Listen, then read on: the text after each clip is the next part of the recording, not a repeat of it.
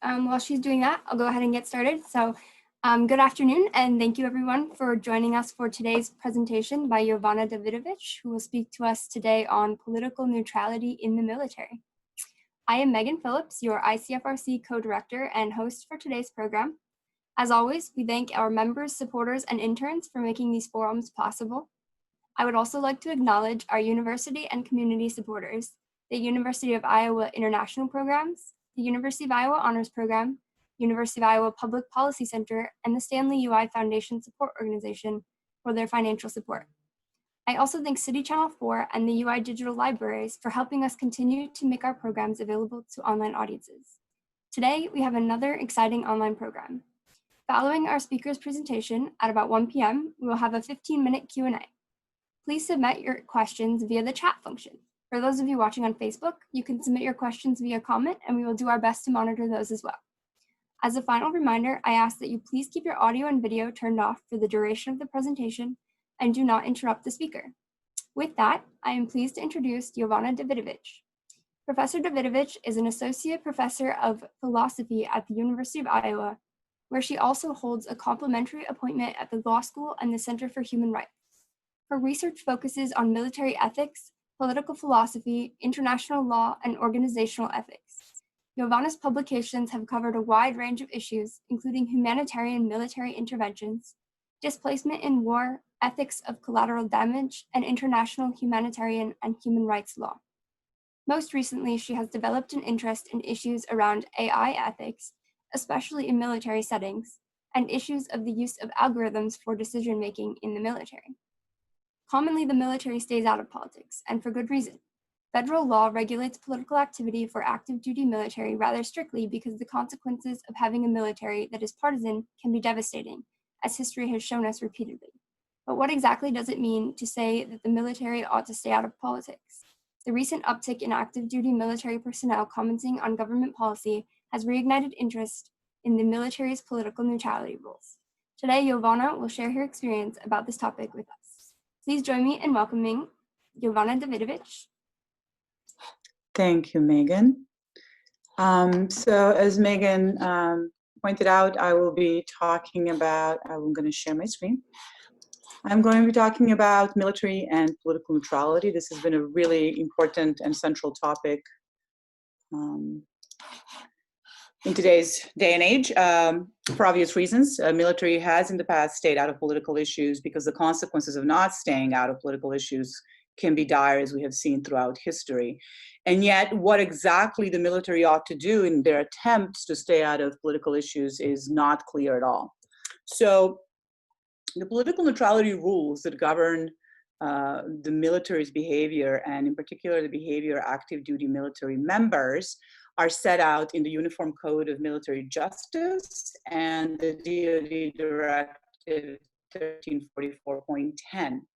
And these are, straight up rules. They tell you what sorts of things you may and what sorts of things you may not do regarding political engagement. So for example, the DoD defines political or partisan activity, and you will quickly notice that the DoD continually, the Department of Defense, continually sort of identifies political issues with partisan issues.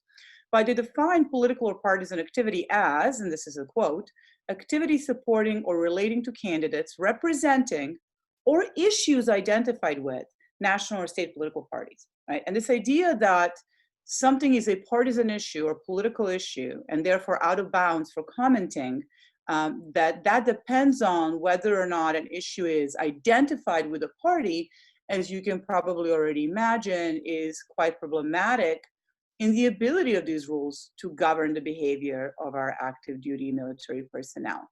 It is not only the Uniform Code of Military Justice and the DoD that define political neutrality rule. Each of the branches of the military also has similarly phrased rules. So the Air Force Instruction 51902 says, for example, that members on active duty cannot, among other things, participate in any radio, television, or other program or group discussion as an advocate of, and again, key phrase, partisan political party or candidate. So let me go in a little bit more detail and a little bit more sort of general about these political rules. So looking at the DoD directive, regarding political activities of active duty military personnel. They are, for example, not allowed to participate in partisan political fundraising activities, rallies, conventions, management of campaigns, debates, and in fact, it doesn't even matter whether the person, the active duty military member, shows up in the uniform or not. It doesn't even matter if an inference of official endorsement can be drawn from their attendance at this partisan political function. Active duty military personnel is prohibited from participating in political fundraising activities, rallies, and conventions. Secondly, active duty military personnel may not use their official authority or influence to interfere in election or elicit votes, and so on. They may not publish partisan political articles or letters that solicit votes for or above a partisan political candidate or a party. They may not, again, participate in any radio and television program or discuss an issue as an advocate of a partisan political issue. They may also not speak before a partisan political gathering. So these sort of general rules go on and on and on, and I'm not going to go through all of them. The key features that the rules governing political participation of active duty military personnel have are, one, as I have been repeating, an active duty military personnel cannot publicly promote a partisan or political issue in their capacity as a member of armed forces. Secondly, they cannot disparage the office of the president, vice president, or the Congress. This is Article 88 of Uniform Code of Military Justice. So these are sort of the central features. I wouldn't even say the central rules. They're central features of all the rules that govern political participation of military members. Now, I don't want to spend too much time on the history of this, but it is sort of important to know that the commitment or the understanding of political neutrality we have today is not always been a part of our history. So very early on in American history, not only was political neutrality seen as valuable, but in fact, early presidents like George Washington screened officers for loyalty before even granting them commissions. In the time between the Revolution and throughout the Civil War and by the World War II, slowly as the military became professional, the professionalization of the military forces started sort of contributing to internalizing and valuing of political neutrality. So more and more military officers especially saw it as really important that they not speak on political issues. They don't take stands on political issues. And there's numerous cases of military generals, for example, Army generals at West Point, for example, sort of promoting political neutrality among the cadets. And then around World War II, in fact, the sort of pitch of commitment to political neutrality became so significant that many military officers didn't even vote, and they thought that political neutrality actually required that if you were in the military, you shouldn't even take a stand on, even in privacy of voting booth, you should not take a stand on political issues. Now, after the Second World War, after the draft ended in the Vietnam era, and with the Absentee Voting Act of 1973, which really made it possible for much of our military forces to vote, what happened was a slow repoliticization, at least relative to Second World War, of our military officer corps in particular. And that has continued until today. There's been sort of amplitudes, and so there's been ups and downs over the last 30 or 40 years in how military sees political neutrality and to what extent do they see it as central to their function. One of the interesting things that's relevant for us in understanding how we ought to think of political neutrality of military is that over the last 10 or 15 years, there's also been a significant, sort of widening gap in political views within the military, but more importantly, the gap has significantly widened regarding political views of the average civilian and the average military member. So one might ask ourselves, in spite of the fact that over the years, political neutrality was seen as less or more important, it is certainly strictly governed, as we saw earlier, by the DoD directive, the Uniform Code of Military Justice, and it is really internalized by our military officers. And so why? Why do we want, why do we care about our military being politically neutral? Well, there's a range of aims that are very widely accepted as the reasons because of which a military ought to stay politically neutral. Military ought to not take a side in political and policy issues or on partisan matters. The four aims listed here are the ones commonly cited and pretty widely agreed upon as the central aims that underpin or justify why we should even have political neutrality rules. So one is build public trust, right? I mean, this is pretty important, right? If our military consistently sided with one political party, the civilians as well, as well as the government, our civilian government, would have a hard time trusting that military. And we can obviously imagine how important it is that the civilians trust the military. Civilians trusting the military is absolutely necessary for us as the citizenry, through our elected officials, to exert effective oversight. Secondly, it is really important that the military stay politically neutral for the implementation of security policy, specifically through effective and trusted advising.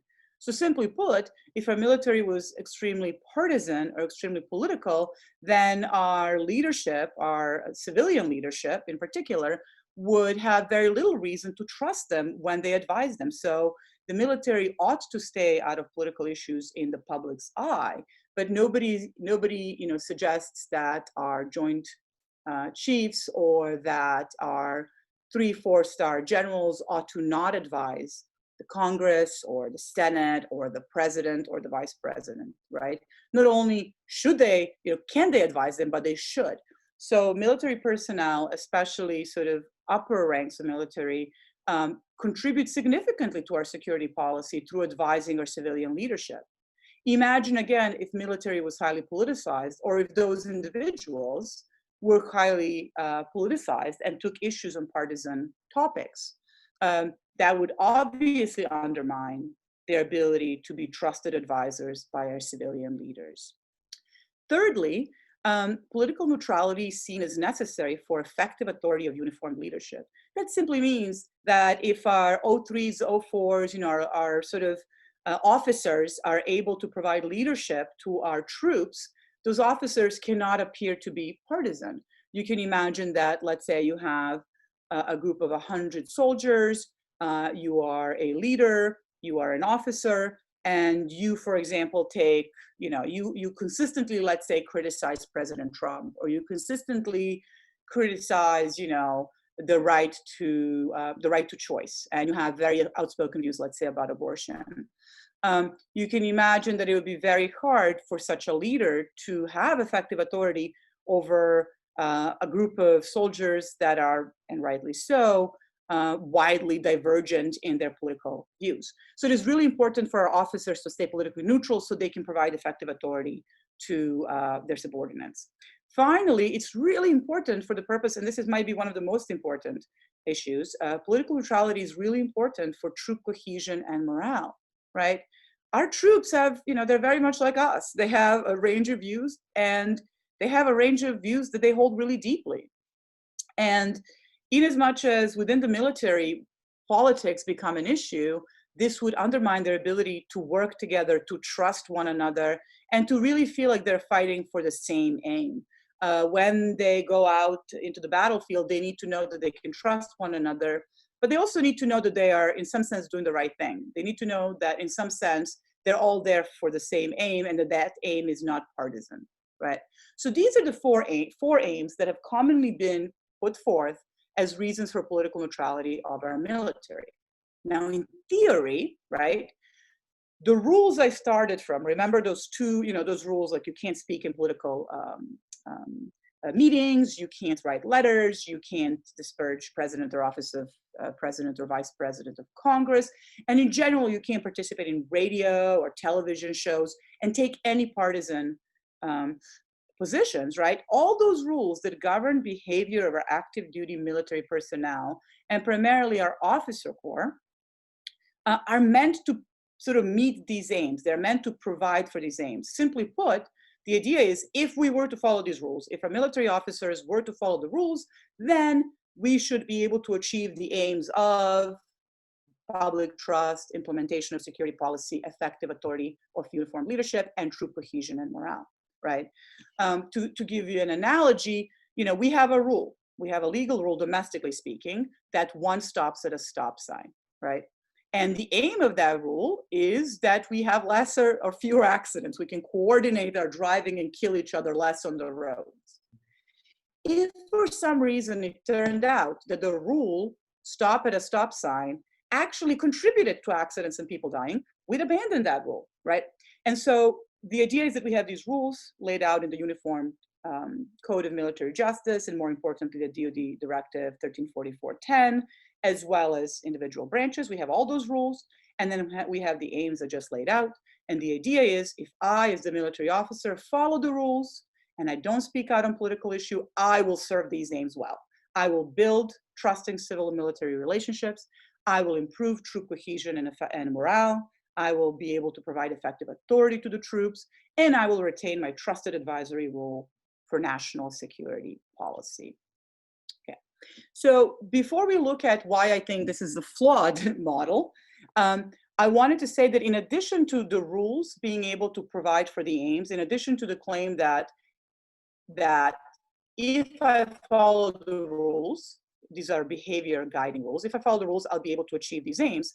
These rules are also meant to help us identify when somebody is actually violating political neutrality or not, right? After all, how could these rules possibly be reason given for a military officer if he or she don't know what exactly is permitted and what exactly is prohibited? So let me give you a range of examples. These are a bit outdated, but nonetheless, so General Joseph Votel disagreeing with President Trump on pulling troops out of Syria. This is from last year. He was very public about it. Lieutenant General Jeffrey Buchanan, this is several years back, was very public and disagreed with the president on whether more help is needed in Puerto Rico. Remember, this was right after the hurricanes. Over the last few years and decades, active duty officers very often publicly supported or criticized having transgender individuals in the military, or in the past, lesbian and gay service members. Following the racist actions in Charlottesville several years back, all of the four-star generals of each of the branch had tweets posting very vocal criticism of racism. Publicly criticizing, so there wasn't a lot of public criticism of President's suggestions that our troops should target families of terrorists and engage in interrogational torture, but there were rumblings. And if there had been such rumblings, if they were more loud, how exactly would we know if that's a violation of political neutrality rules? Imagine cases of using social media to ridicule or criticize the wall. Imagine either using social media or going on the networks, television networks, and making a statement on the Black Lives Matter protests and Trump's tactics and the federal government's tactics in Portland and Kenosha most recently. So, one of the things we have to make sure is that those rules that we started from, the so-called political neutrality rules, actually achieve those aims, that following those rules, not saying stuff on partisan matters, actually furthers the aims of troop cohesion and morale and trusted leadership and advising and so on. But we can't really, that can't happen unless we can use those rules to identify which ones of these A, B, C, D, E, and F, there's 2 Ds, apologies for that, are actually violations of political neutrality rules. So let me give you a few examples of the way political neutrality sort of plays out in real life. Right before the 2016 election, Ted Cruz was running for president, and he suggested that we should carpet bomb ISIS and the families of ISIS fighters. And Lieutenant General Charles Brown, at the time commander of US Air Forces in the Middle East, his response to this was, carpet bombing is not effective for the operation we're actually executing because we're using precision-guided munitions on a regular basis. Brown then further told reporters at the time, and on top of that, as you look at that, the law of armed conflict and us trying to minimize civilian casualties, carpet bombing is just, in my opinion, not the way to go. This is a very weak statement on whether or not we should basically throw bombs on civilians. Similarly, around the same time, and since Trump took office as the president, he has advocated continually the return of waterboarding and has considered executive memos, continuing to use waterboarding as a form of enhanced interrogation techniques, if you remember that language. And he has also insisted that the military would never refuse his order to do so. In response to these claims, I have two quotes here from two different military. So one is a General Mark Welch and the other one is US Air Force General Philip Breedlove. So he asked if waterboarding should be legalized. General Mark Welch, the Chief of Staff of the Air Force, carefully sidestepped the issue. The military, he said, doesn't use such techniques, and changing that is a broader policy decision. That's a classical example of sort of taking those political neutrality rules very, very seriously and sort of not speaking on what seems to be a policy decision. US Air Force General Philip Breedlove, the NATO Supreme Allied Commander, was asked if US allies were troubled by such torture discussions. He too said, rather than address any single element and to stay clearly out of political sense, I would just say that I get a lot of questions about this. I think they see a very different sort of public discussion than in the past. So basically, these are all examples of various, mostly generals and lieutenant generals, really high-level military officers, sort of seeing themselves as staying politically neutral by basically staying out of any partisan issue, and in this case, the partisan issues during the election, in the lead up to election, being whether we should carpet bomb ISIS, whether we should waterboard.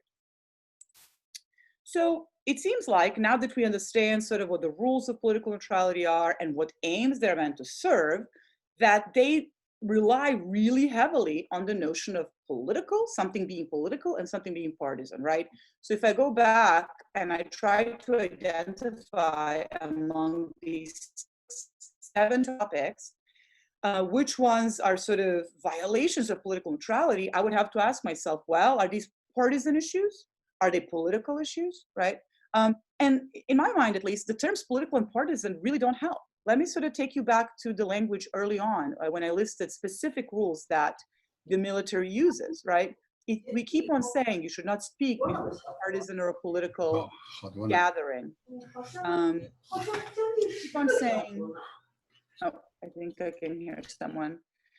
We keep on saying things like, you know, something being partisan is a particular reason why we should not take a position on that, right?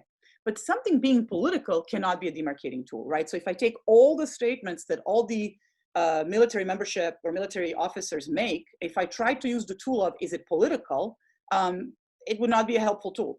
They, military personnel is allowed to vote, for example. That's a political act, right?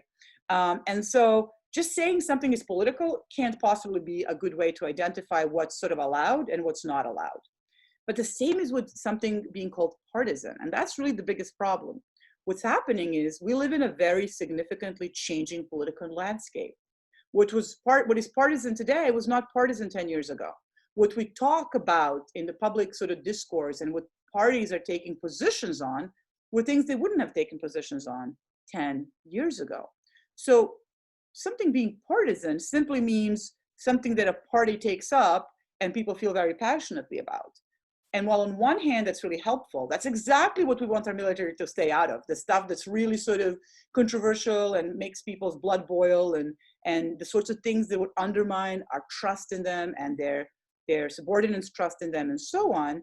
On the other hand, how could we possibly use the concept of partisanship as a demarcating tool, as a tool of identifying, if I'm a military officer and I'm trying to figure out, may I or may I not comment on carpet bombing, comment on waterboarding.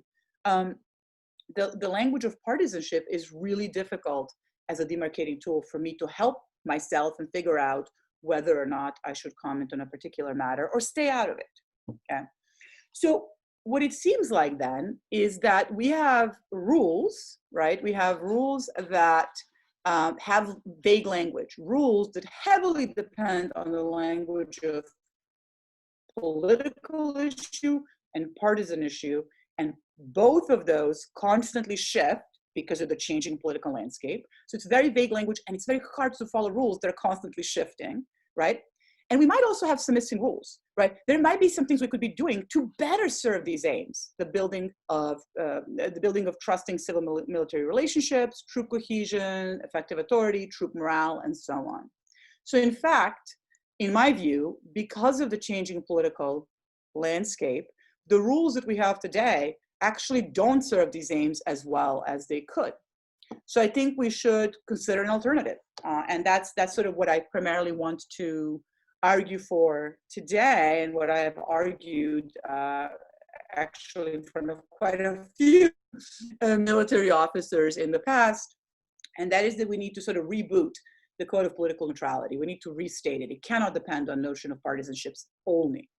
And these are the three desiderata that I have in mind for how we should approach writing these new rules. Rules that are better at two things: better at actually being able to guide behavior because they're clearer, and rules that actually aim better or help those aims that we just looked at better, these aims right here.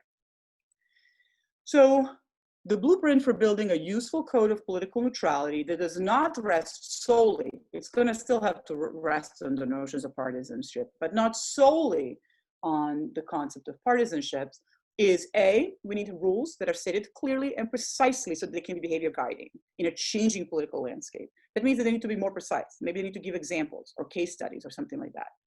Secondly, the rules need to be sensitive to content of speech. As it stands, rules solely depend on and are solely sensitive to the context, i.e., is something partisan? Well, is something partisan is going to depend on what's happening in the world, right? So we can definitely sort of drill down and give better guidance to our military leadership if we can, at least in some circumstances, say, hey, here are topics that regardless of the situation, it's okay to speak on, right? No matter, how bad it becomes a partisan issue, here's a subset of things you may say nonetheless, or here's a subset of things you may never say, regardless of context, right? So we're going to still have to use context, but can we help ourselves to content to regulate such speech as well? And finally, these rules need to be sensitive to the relationship between the content and the aims. What do I mean by that?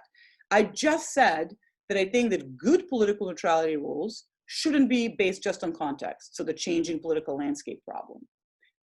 Instead, we could sometimes pick issues that the military should be allowed to always speak on or never speak on. Well, how are we going to identify that? It can't just be sort of whatever we like, right?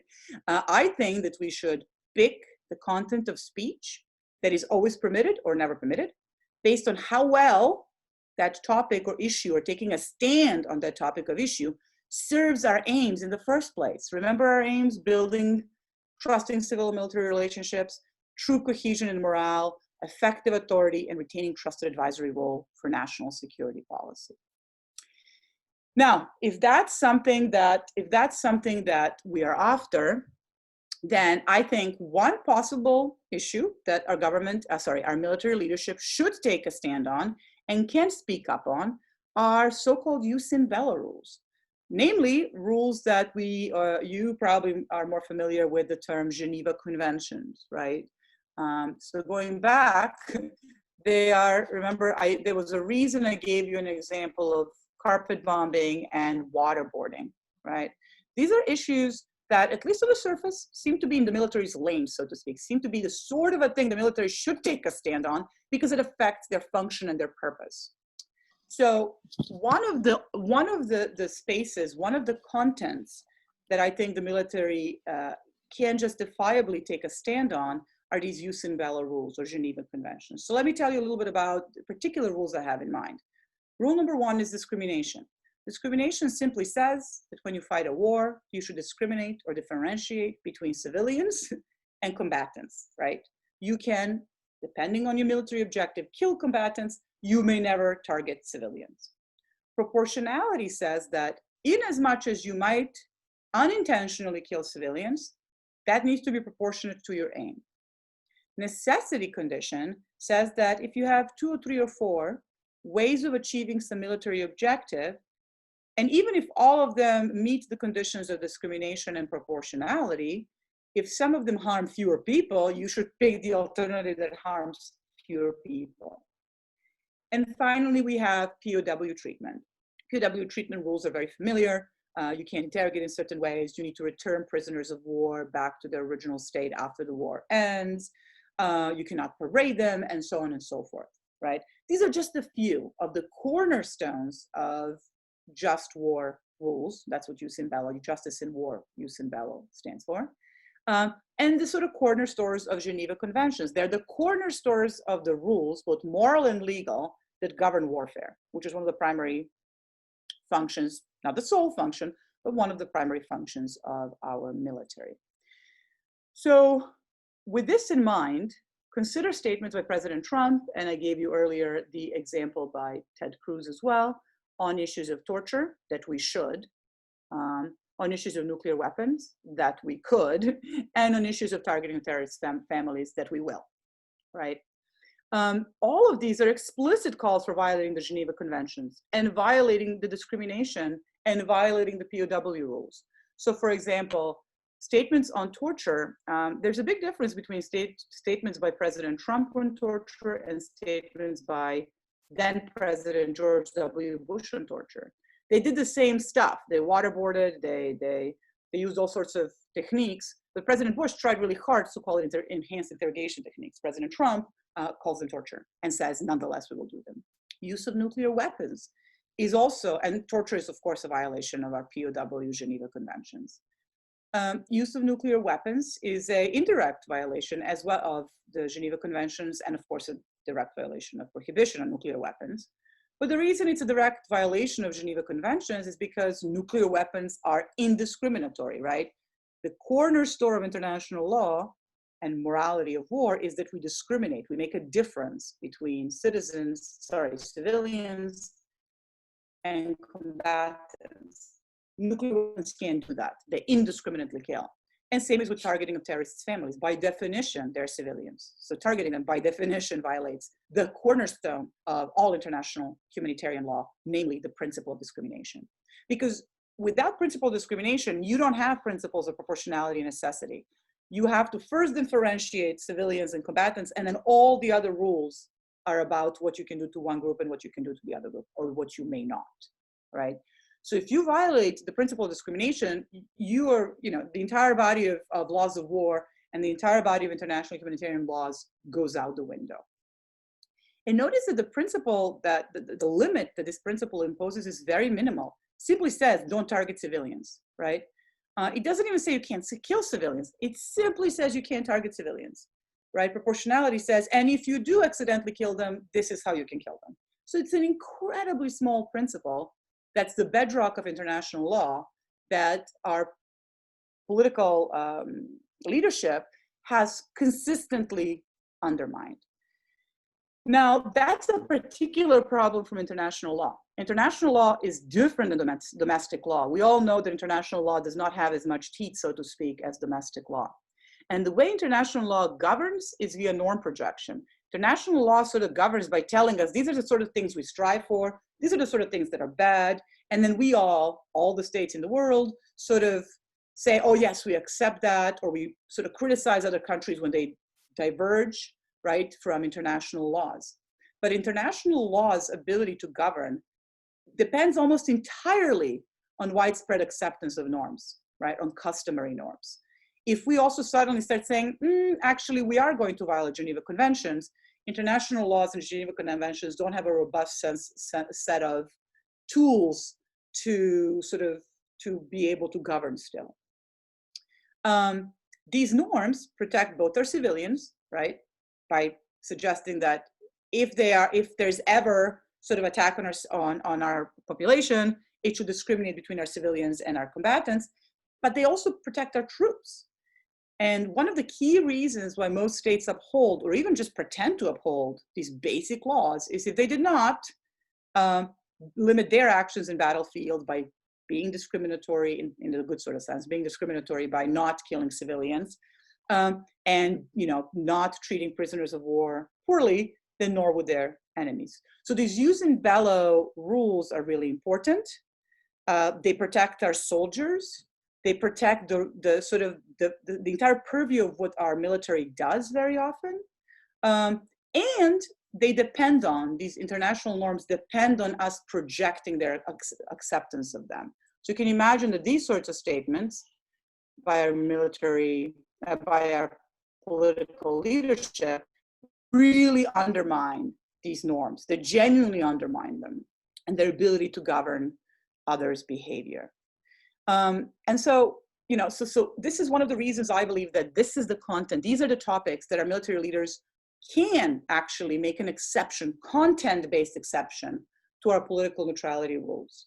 They're well placed, right? And they have epistemic authority to counter the expressive harm, right? If they come out and say, you know what, we actually don't kill civilians, right? If they publicly say that, we're against targeting families of terrorists, we're against torturing, then again, these other people in the world are going to hear that, and they're going to know that our military is going to fight according to at least those absolutely minimal rules.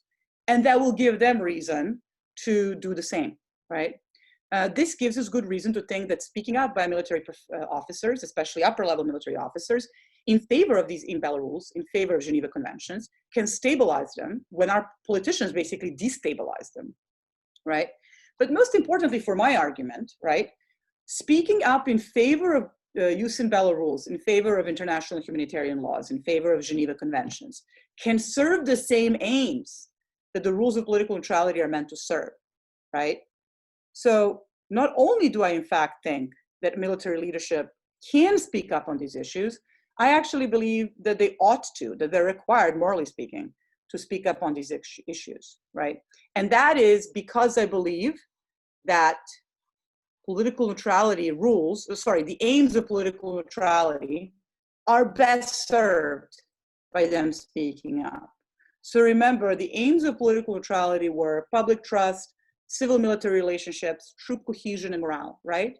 So if and when our military officers speak up in favor of Geneva Conventions and against, and in response to political leadership undermining Geneva Conventions, they would serve public trust, one of the key aims, right? They would serve public trust because these rules of discrimination protect our civilians. They're aimed to protect our civilians. We protect the civilians of people that we fight against, and they don't target our civilians, right?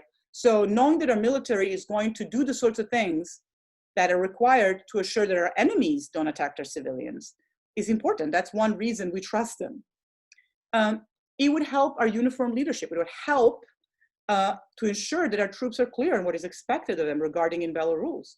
You can imagine that it would be really hard to govern a group of 100 soldiers or 300 soldiers or 1,000 soldiers, and you give them all these rules and you tell them you have to respect Geneva Conventions, and they have little cards with Geneva Conventions, but also suddenly they're hearing civilian and actually military leadership, in case of president, undermining these same rules they hold on the cards. So actually speaking up and clarifying that we do in fact respect Geneva Conventions would ensure that our troops know what is expected of them. And finally, it would help our troop morale. One of the essential things that keeps up our troop morale is their belief that they're fighting with honor, right? And also that, assuring that they will be protected if they become prisoners of war. So that we give combatant privileges to our enemies, and that in turn our enemies are going to take seriously combatant privileges, specifically POW status style privileges. The nut of my argument here is that if we think that political neutrality aims are so important, these aims right here, are so important that they can provide reasons to override rights to political participation and freedom of expression, right? So we say here, these really valuable these really valuable aims, and because of them, we're gonna tell our military leadership that there are certain times that they just can't speak. So we're gonna limit their right to political participation, limit their right to freedom of expression, basic freedoms, right?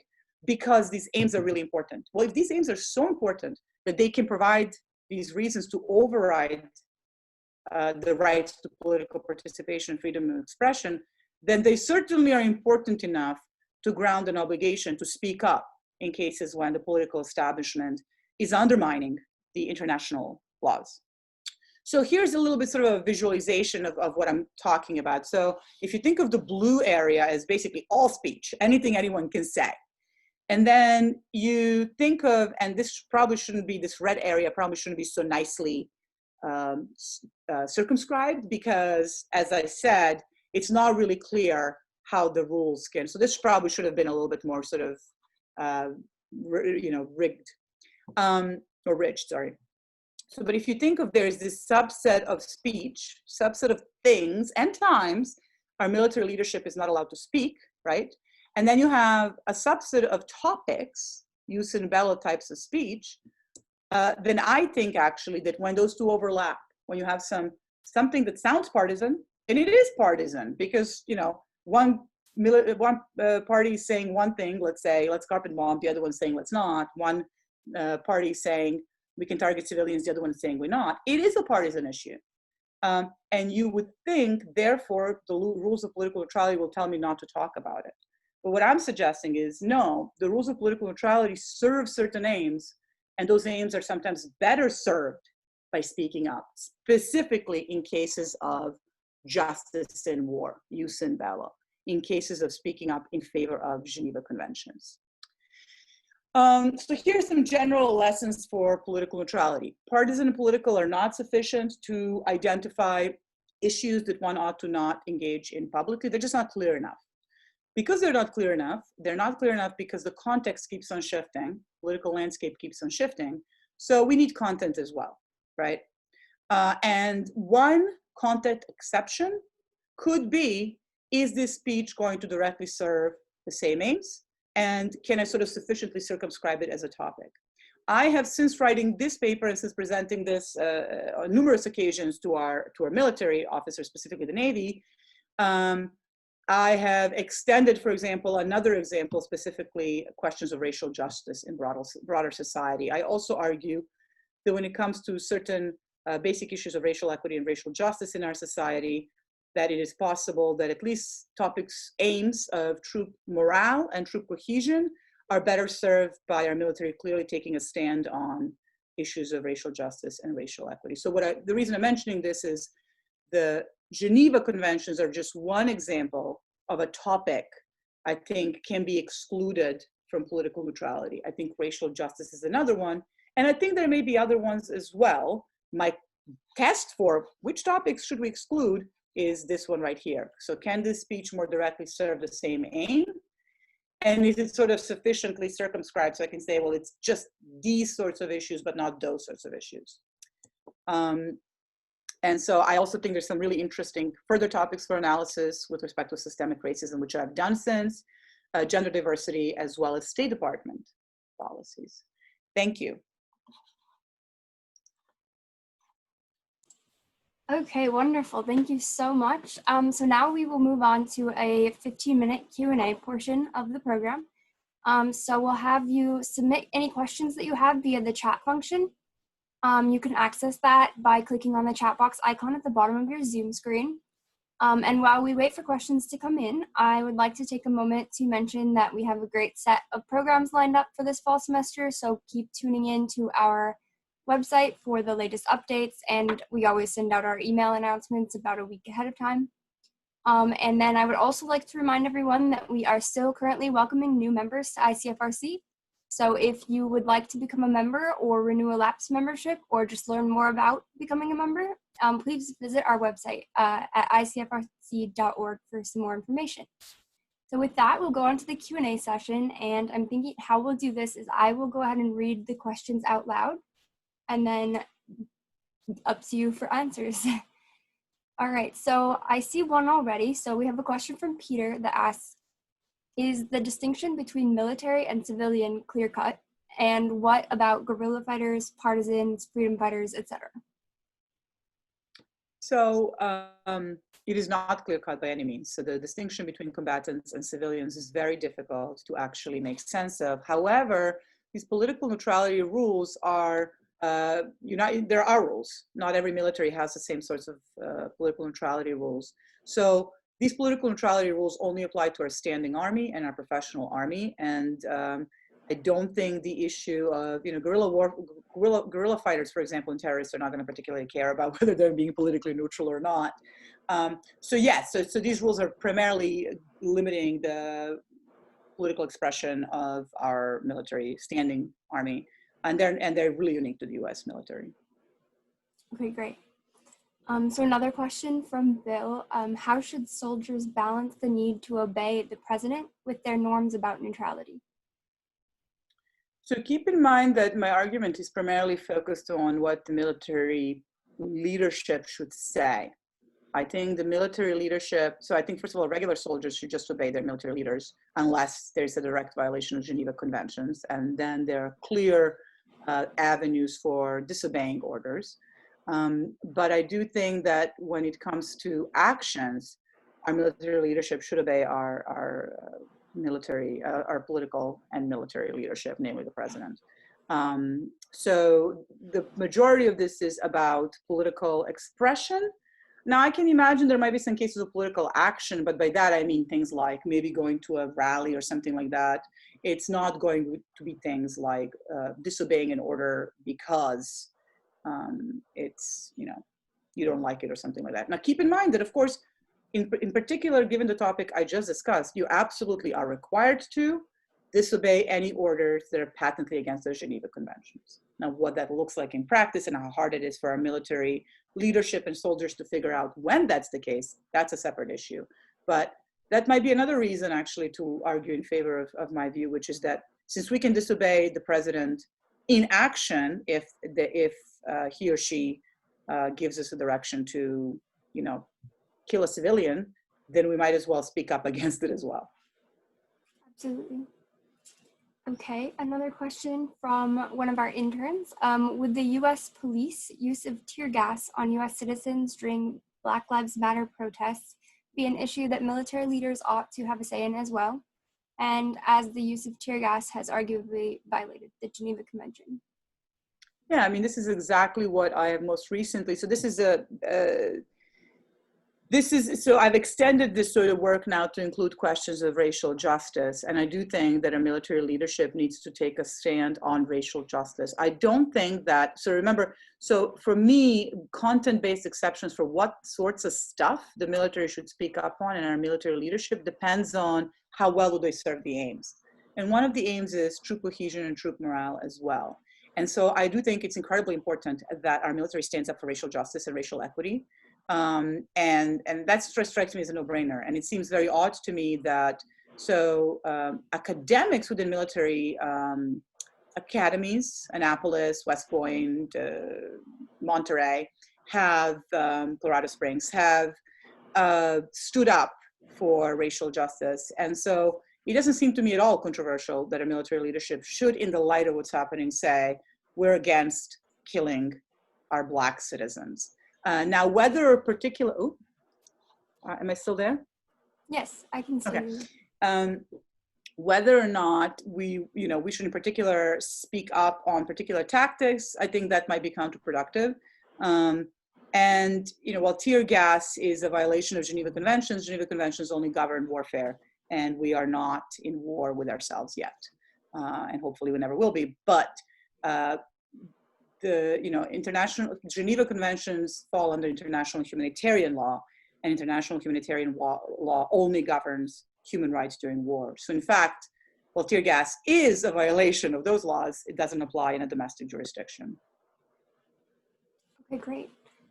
So I don't see any more questions yet, so I'm going to add one of my own while we give people a few more minutes. How do you, I don't know if you look much at other countries in this respect, but how do you see the current U.S. military in terms of how well they are practicing political neutrality relative to other countries? Ooh, that's a good question. It's harder. So, so there's a sense in which, imagine a difference between saying that somebody who's constantly sitting and watching TV is really brave, they never have an opportunity to be challenged, and somebody who sort of maybe is at times less than we want them to be brave, but they're like, whatever, they're out there running marathons and sometimes they get really tired, but they're not sitting at home. So it's that, I mean, it's a silly analogy, but the idea is simply put, they have less opportunities. We have become, and there are other countries as well, but we have become so partisan and so politicized that our military has a much harder time navigating how best to serve the troops and how best to continue having a civil military relationship. Now, I should point out, this is incredibly important that all the institutions in our country, every single political institution, the military is the one and only that has consistently over the last 20 years enjoyed significant trust by our general population, in spite of us having all sorts of thoughts about stuff that the military has done. Consistently over the last 20 years, as our trust in public institutions, as poll after poll after poll dropped, in our Congress, in our health, CDC, in whatever, our trust in our military has remained high, 70, 80%. And so as in our courts has dropped, right? So as we enter a land of rule of law collapse, or rule of law, significant shifts to our rule of law, I think it's even more important than ever that we have one institution that we at least can still trust. And so I think the military needs to carefully balance. I don't think they need to take too many stances on political issues, but I do think that in certain cases like international law that governs war and killing people, and racial justice, for example, are two examples of times they need to speak up, I think. Absolutely. Okay, yeah, so there are a few more questions. So we have one from Bill. Are you communicating your recommendations to the military? And I'll add, if so, how? Right, I am actually. So I work really closely. My entire career, as you pointed out earlier, has been in military ethics. So I work really closely with people in a number of academies. So most recently, for example, I've given a talk in front of some 140, 150 O3 and O4 officers at the Navy Postgraduate College. And so that has they have since taken up all sorts of conversations about it. So I'm absolutely communicating with, whoever will listen. But that's sort of the nature of the field. The nature of the field in military ethics is that, you do careful philosophical work, hopefully, and then you try to communicate that to actual decision makers. Absolutely. I know a few of our interns, both present and past, who are members of the military have been very interested in your talk coming up and learning how, as lower members of the military, how that applies to them. So that's really great. I'm glad you're sharing it with more. So one of the things I think really that this is relevant for sort of people who are not officers is how it affects so-called moral injury. So regular soldiers, for example, if they don't trust that we're not going to go do things that are completely against Geneva Conventions, that can cause what we in the field call moral injury. It's very much like psychological injury or PTSD or physical injury, but it's injury to their moral selves, how they see themselves as good or bad people, simply put, to oversimplify. Great. Yeah, I can see how that would be very important. Okay, so I'll move to a question from John. He asks, is telling the truth and not lying essential or peripheral to unit cohesion and the like? Ooh, that's a really tough one. I don't know. I think telling the truth is not, depends on what you're talking about. If you're talking about political speech, then I think telling the truth is key. And I think the uniform leadership needs to have like a clear joint view on certain topics. So the military should have a view. Shouldn't be individuals sort of out there. They can be the ones communicating the view, but they should have they should pick topics on which they do take a stand and then agree what that stand is and then communicate it to us, the civilians. But I'm not sure if John's question also means more general, can we sort of lie to our soldiers to get them to do what we want? I mean, we do that in law as well all the time. I don't, lying. Sometimes we have rules that, don't seem like they make sense, but that's just, given human psyche, we achieve better outcomes that way. So regarding whether, an officer can lie to their subordinates to get them to do the right thing, maybe. But in terms of whether the military should lie, either to its, either to its soldiers about political issues or to the civilian population, no, in my view. And another question that kind of goes along with this. So are there any studies on how acting ethically affects the mental health of military personnel? Yes, there is incredibly sort of rich field that's called the field of moral injury. And it's become very sort of rich over the last 15, 20 years or 10, 15 years. And it studies exactly that. You know, moral injury used to be sort of mushed up with PTSD. It used to be mushed up with experiences of stress and trauma. But it's very significant and very different from wrongdoing, and how wrongdoing affects our well-being and affects who we are. And it can have really significant, it can have incredibly significant effects on our well-being. I have a number of colleagues in, you know, I write papers with, you know, team leader of Navy SEAL Team 1, and, you know, I've worked with people who have stood up to the military, who are in the military, who have since left the country and actually given up their American citizenship because of moral injury. And so I think it's an incredibly important issue. And I think it's been too long sort of confused with PTSD. Wow, that's fascinating. So another question from Amna, who I believe you've had in a class and know. She's one of our beloved interns. She'd like to know, are domestic police officers also obligated to practice political neutrality?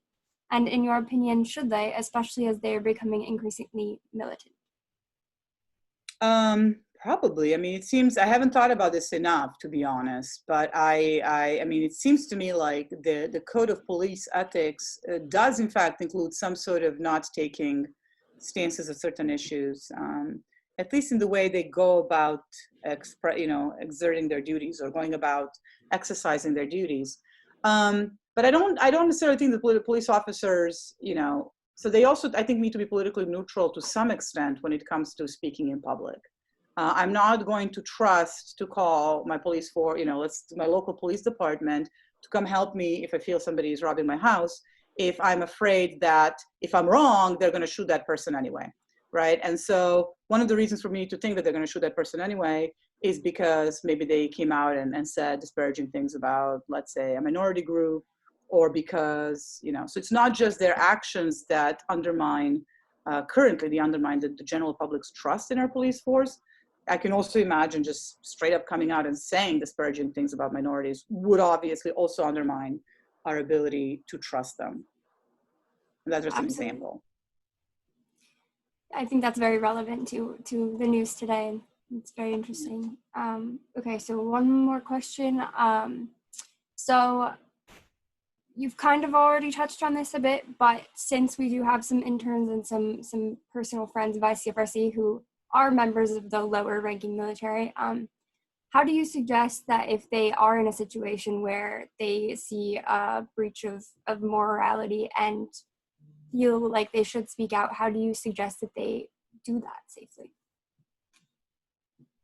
Chain of command. I mean, so I have seen, you know, I've seen as in read and or heard personal anecdotes of many a story where the chain of command worked. Sometimes it does require numerous times, you know, pushing on the same issue, pushing on the same issue, pushing on the same issue. It does also mean sometimes going over, you know, higher and higher levels, but following the chain of command often does work. Not always, but often does work. The more difficult question is when it's something that, when it's an issue that you need to quickly respond to, when it's an issue you don't want to be waiting on, when you see or observe, like in cases of some of our soldiers, let's say, observe torture of prisoners of war, right? Is sometimes following the chain of command might result in hundreds more people being tortured, or that particular person that's being tortured being killed or severely long-term disabled. And so in those sorts of cases, chain of command might not work, and you might need to, you know, go above and above and above and above. But I would, you know, my recommendation is not that the first sort of point of contact should be, let's call the media. That's never really the best way to proceed unless really nobody's listening and you think somebody's life is in danger. Okay, great. Thank you so much. All right, so I think we'll wrap up the Q&A there. I think that was a really great discussion though.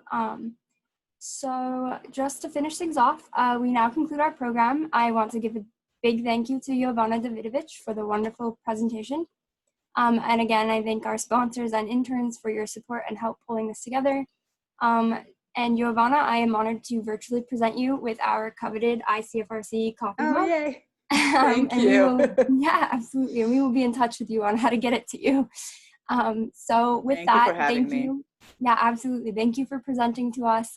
Thank you to our viewing audience for being with us. And with that, we're adjourned. So goodbye, everyone. Bye.